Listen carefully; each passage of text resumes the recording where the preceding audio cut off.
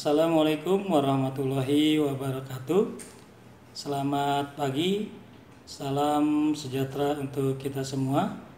Para siswa kelas 11 Teknik Kendaraan Ringan Otomotif. Pada pertemuan hari ini, Bapak akan menjelaskan masih berkaitan dengan sistem pengapian pada kendaraan. Pada pertemuan pertama, Bapak sudah menjelaskan tentang bagian-bagian besar dari sebuah sistem pengapian.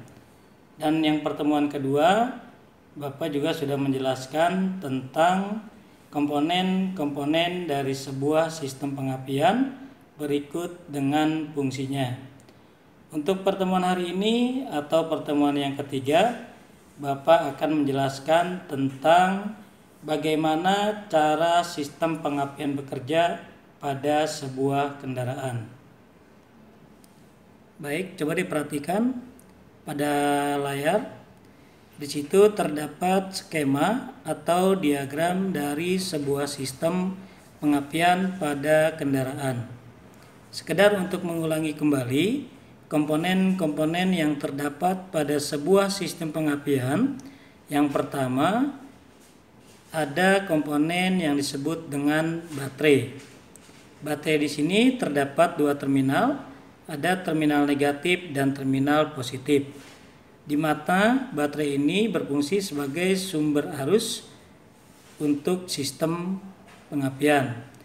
Adapun komponen berikutnya yaitu pius sebagai pengaman arus listrik yang berlebihan agar tidak merusak komponen lain pada saat terjadi konsleting.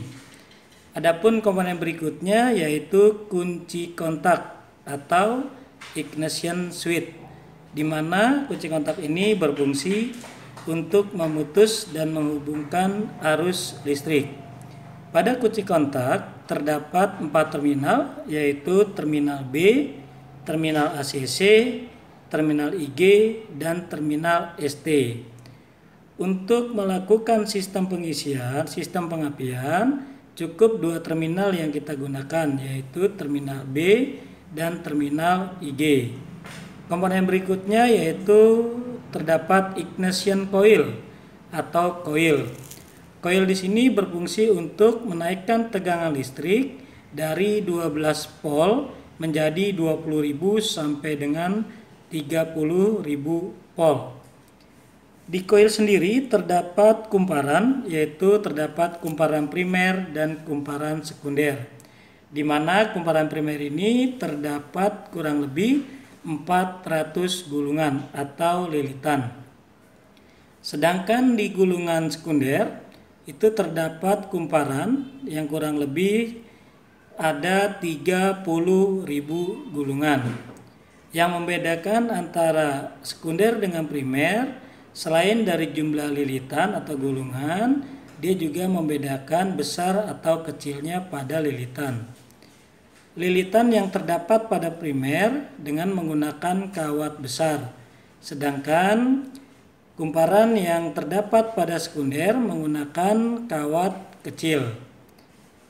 Komponen selanjutnya yaitu distributor, di mana distributor ini terdapat beberapa komponen, yaitu ada rotor, ada breaker point atau biasa disebut dengan platina, ada kondensor, ada vacuum adventure, dan ada centrifugal adventure, di mana distributor ini berfungsi untuk sebagai tempat kedudukan dan bekerjanya komponen-komponen pada distributor. Komponen berikutnya yaitu kabel atau kabel tegangan tinggi yang terdapat pada kuil dan busi. Adapun komponen berikutnya yaitu busi, berfungsi untuk memercikan bunga api untuk membakar bahan bakar di dalam ruang bakar. Baik, Bapak lanjutkan. Setelah kalian mengetahui komponen-komponen dari sebuah sistem pengapian berikut dengan fungsinya, Bapak akan lanjutkan bagaimana cara kerja dari sebuah sistem pengapian pada kendaraan. Pada saat kunci kontak dalam posisi IJ atau posisi on, arus listrik dari baterai akan mengalir ke pius. Pius akan mengalir ke kunci kontak menuju resistor pada koil. Setelah arus masuk ke dalam resistor koil, arus masuk ke dalam kumparan primer koil. Di mana kumparan primer koil ini dengan adanya kumparan sekunder nanti arus akan mengalir ke breaker point atau platina. Pada saat platina tertutup, arus akan mengalir ke negatif. Dengan dia ke negatif, arus terjadi atau terputus medan magnet yang terdapat di dalam kumparan koil. Pada saat platina terbuka, arus listrik dari kumparan sekunder akan terputus dan mengalirkan arus listrik yang sudah dirubah tegangan dari 12 volt baterai menjadi 20 sampai 30.000 volt oleh koil. Arus akan mengalir ke rotor bagian pada distributor melalui kabel tegangan tinggi, di mana rotor ini nanti akan berfungsi membagikan aliran arus listrik ke masing-masing busi. Setelah posisi rotor diputar oleh cam angel atau poros cam, busi akan menyala sesuai dengan perintah dari rotor. Busi yang menyala yaitu ke rotor pertama atau ke busi nomor 1. Rotor berputar lanjut ke busi nomor 3. Setelah itu rotor lanjut berputar, bergerak menyentuh kabel busi yaitu pada silinder 4.